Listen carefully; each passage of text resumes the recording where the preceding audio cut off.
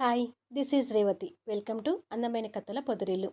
తొలి ముద్దు episode number 8th part వినిపించబోతున్నాను. అప్పటికే దీక్ష గాయంతో స్పృహ కోల్పోయి కళ్ళు మూసుకుంటుంది.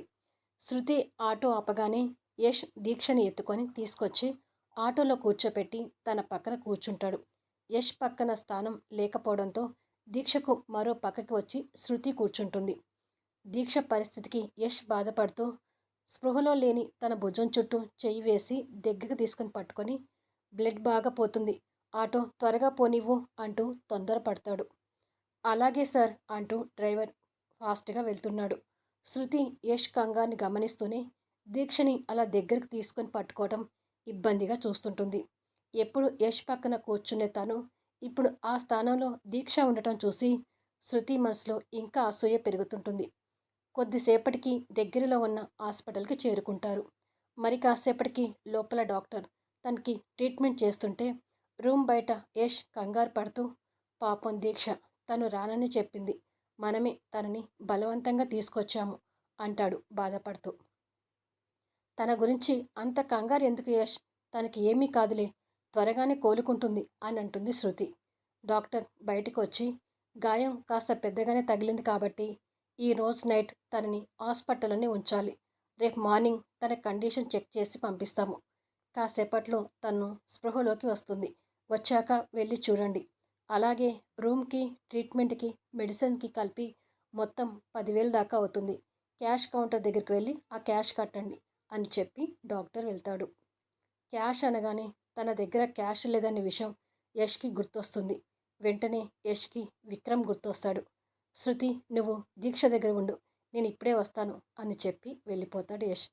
శృతి చిరాగ్గా అక్కడున్న చైర్లో కూర్చొని, ఎప్పుడు యష్ నేను బయటికి వెళ్ళినా ఎలాంటి డిస్టర్బెన్స్ కలగలేదు, అనవసరంగా మాతో దీక్షను తీసుకెళ్ళినట్టుగా ఉంది అని తిట్టుకుంటుంది. యష్ కొద్దిసేపటికి విక్రమ్ ఇంటి ముందు ఆటో దిగుతాడు. విక్రమ్ వాళ్ళ ఫాదర్ది ఎంటర్టైన్మెంట్ ఇండస్ట్రీ కాబట్టి హౌస్ లగ్జరీగా కనిపిస్తుంటుంది. గేట్ దగ్గర సెక్యూరిటీ కూడా ఉండడంతో యష్ ఆ ఇంటి లోపలికి వెళ్ళటానికి ఏదోలా అనిపించి విక్రమ్కి కాల్ చేస్తుంటాడు. విక్రమ్ కాల్ లిఫ్ట్ చేసి, హలో యష్ అని అంటాడు. విక్రమ్, నేను మీ ఇంటి ముందు ఉన్నాను, కొంచెం బయటికి వస్తావా అని అడుగుతాడు యష్. విక్రమ్ బాల్కనీలోకి వచ్చి పైనుంచి యష్ని చూస్తూ, ఇక్కడి వరకు వచ్చి లోపలికి రాకుండా అక్కడే ఉన్నావేంటి యష్, లోపలికి రా, సెక్యూరిటీ అతన్ని లోపలికి పంపించు అని సెక్యూరిటీకి చెప్తాడు విక్రమ్. యష్ పైకి రాగానే విక్రమ్ ఎదురొచ్చి రా యష్ అని రిసీవ్ చేసుకొని లోపలికి తీసుకెళ్తాడు. ఇంట్లో విక్రమ్ ఒక్కడే ఉన్నాడని అర్థమై, మీ పేరెంట్స్ లేరా విక్రమ్ అని అడుగుతాడు. మా అమ్మ బంధువుల ఊరికి వెళ్ళింది, మా నాన్నకి ఏదో యాడ్ ఫిల్మ్ షూటింగ్ ఉంటే వెళ్ళాడు అంటూనే యష్ మొహాన్ని గమనించి, ఏమైంది యష్, ఏంటి అలా ఉన్నావు అని అడుగుతాడు విక్రమ్. నీ సహాయం కావాలి, అందుకే వచ్చాను అంటాడు యష్.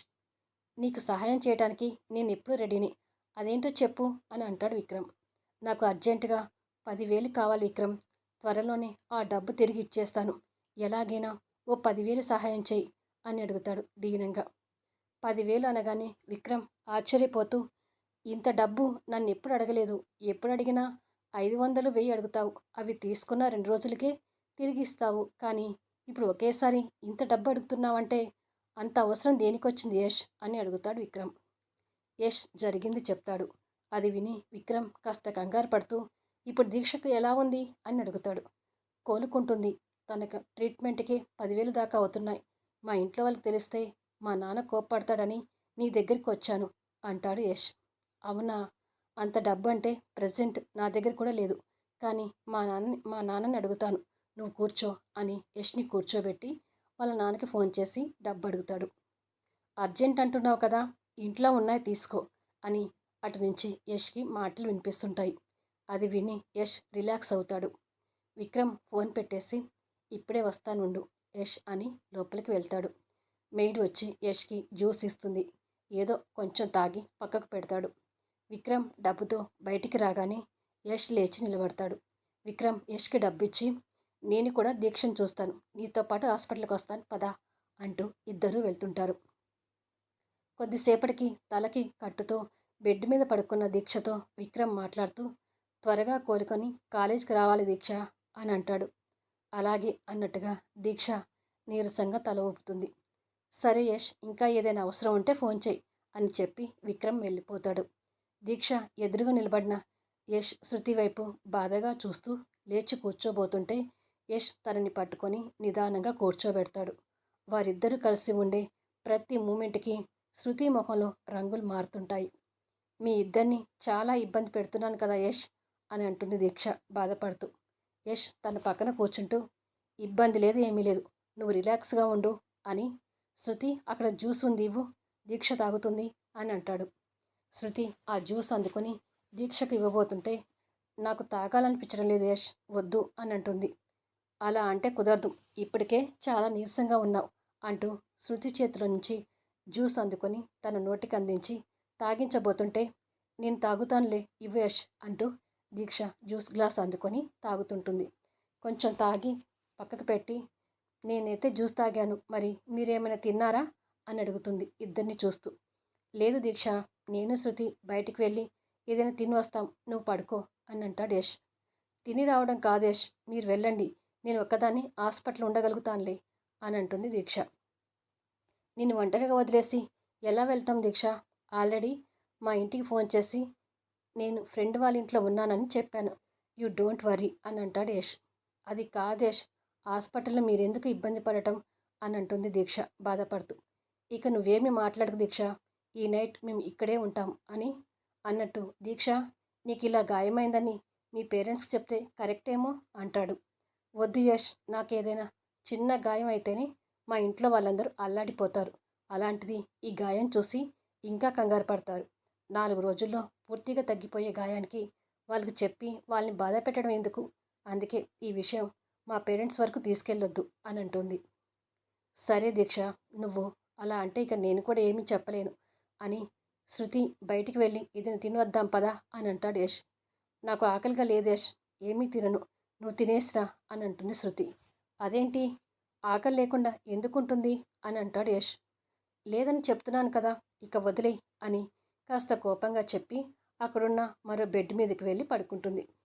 శృతి తిరిగి ఇద్దరికీ ఆశ్చర్యం కలుగుతుంది. దీక్ష ఇంకాస్త ఎక్కువ ఆలోచనలోనే పడుతుంది.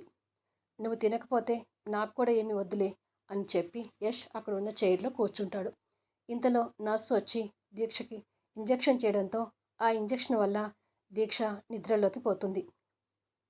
దీక్షకి సెలైన్ బాటిల్ ఉండడంతో యష్ దీక్షకి ఎదురుగా చైర్లో కూర్చొని కళ్ళు వాల్చకుండా ప్రతి క్షణం తనని గమనిస్తూ సెలైన్ ఖాళీ అవుతున్నప్పుడల్లా సిస్టర్స్ని పిలుస్తూ దీక్ష విషయంలో కేర్ఫుల్గా ఉంటుంటాడు. శృతి పడుకుందనే మాటే కానీ నిద్రపోకుండా యష్ దీక్ష మీద చూపిస్తున్న కేరింగ్ని గమనిస్తూ ఉంటుంది. యష్ స్నేహితురాలు అనే భావంతో దీక్షకు తగిలిన గాయానికి జాలి పడుతూ అభిమానంగా తన తల నిమురుతాడు. అది చూసిన శృతికి తన మనసులో ఇంకా అనుమానాలు ఎక్కువైతుంటాయి. మరుసటి రోజు హాస్పిటల్ నుంచి డిశ్చార్జ్ అయి రూమ్ ముందు ఆటో దిగుతారు. దీక్ష ఇంకా నీరసంగా ఉండటంతో యష్ తనని పట్టుకొని రూమ్లోకి తీసుకురాబోతుంటే, నాకు ఇంకేమీ కాదులే యష్, నేను నడవగలుగుతానులే అని చెప్పి దీక్షని నడుచుకుంటూ రూమ్లోకి వస్తుంది. తను వెనుకనే ఈ ఇద్దరు కూడా రూమ్లోకి వస్తారు. దీక్ష నీరసంగా సోఫాలో కూర్చుంటుంది. దీక్షని కొన్ని రోజుల వరకు పూర్తిగా రెస్ట్ తీసుకొని తనకు శ్రమ కలగనివ్వకుండా వంట పని లాంటివి నువ్వే చూసుకో శృతి అని చెప్తాడు యష్.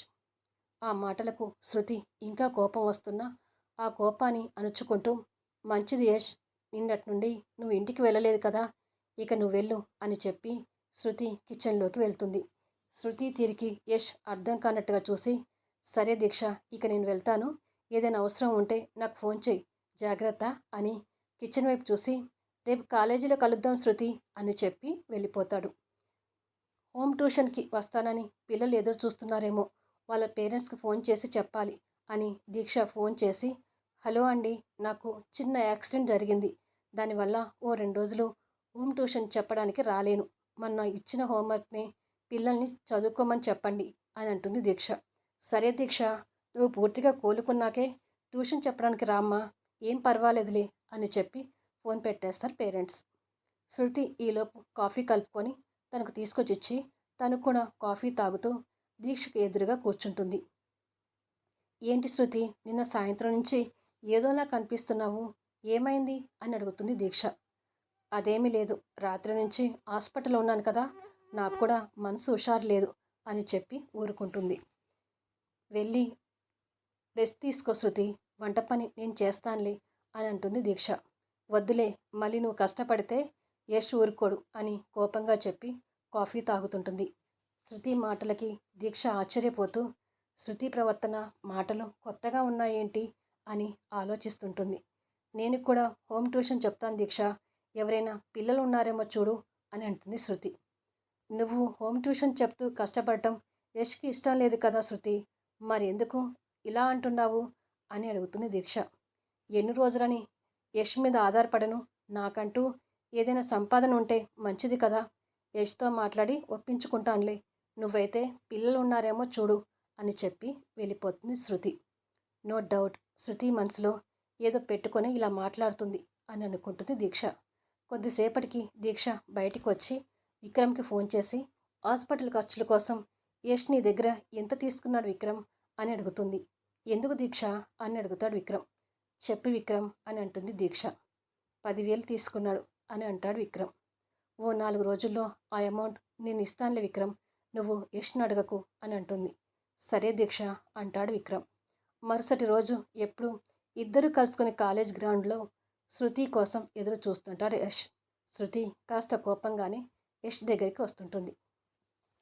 ఛానల్ నుంచి వెళ్ళిపోయే ముందు దయచేసి లైక్స్ ఇవ్వండి, కామెంట్ షేర్ చేయండి, సబ్స్క్రైబ్ చేసుకోండి. నెక్స్ట్ ఎపిసోడ్లో మళ్ళీ కలుద్దాం.